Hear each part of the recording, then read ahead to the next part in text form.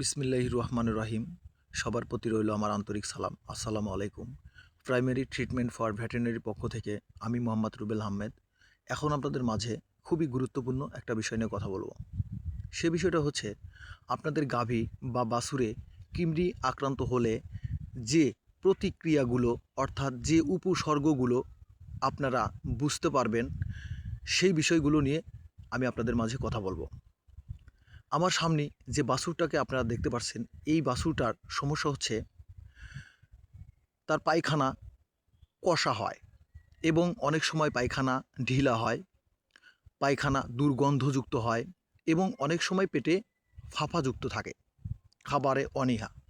আসলে এই দিকগুলো যখন আপনারা আপনাদের গাভী অথবা বাছুরে দেখতে পারবেন বা বুঝতে পারবেন, তখন আপনারা অবশ্যই বুঝে নেবেন যে বাছুরে অথবা গাভীতে কৃমি আক্রান্ত হয়েছে।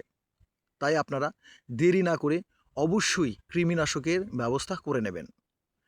তাই আমি এই বাছুরটাকে কৃমি এবং ভিটামিন জাতীয় কিছু ঔষধ তাদেরকে আমি ব্যবস্থা করে দিয়ে যাব। আশা করি তাদের এই সমস্যা 7 দিন অথবা 10 দিনের মধ্যেই সমাধান আসবে।